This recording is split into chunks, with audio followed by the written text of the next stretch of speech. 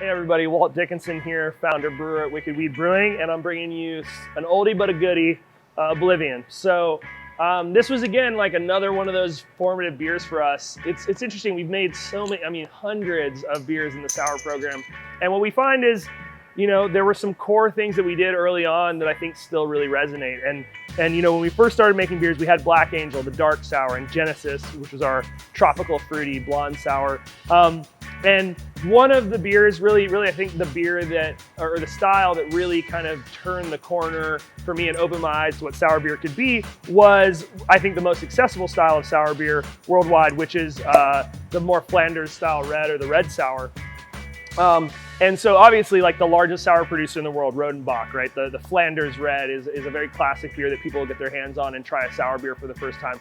Beautiful process, a traditional beer made exceptionally, and obviously an amazing brewery. And then in the US, you had Peter Bouckaert coming from Rodenbach with New Belgium, Lauren Salazar working with him, making La Folie, which was one of the first sours I tried here in the US, which was again a red sour. And then for me, my favorite brewery, and still probably if you had to ask me my favorite brewery in the US, Russian River and Vinny Chorizo there,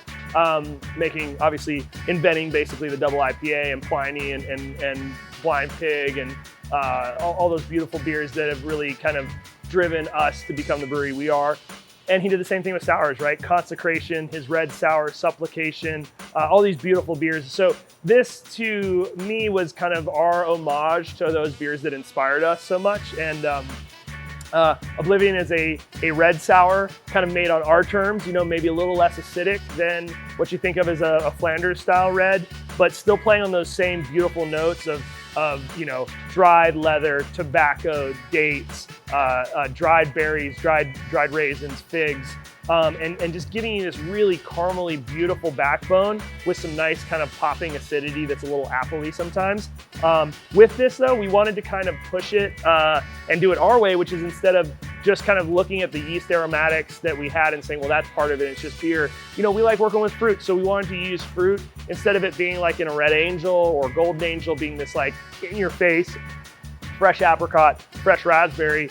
This was more about, hey, how do we use fruit to kind of be a back note to promote more of what the yeast is expressing, which for us is that like beautiful date character and like blackberry, like a leathery blackberry thing. So this has a small amount of those two fruits along with a really complex build of crystal malts, which are giving you those caramel notes and everything. But just a gorgeous beer. I'm so happy we still make it.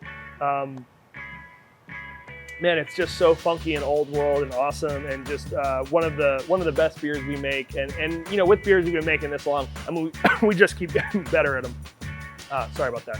We just keep getting better at them. So anyways, grab a bottle. We only produce it every couple of years, but it's worth having in the cellar.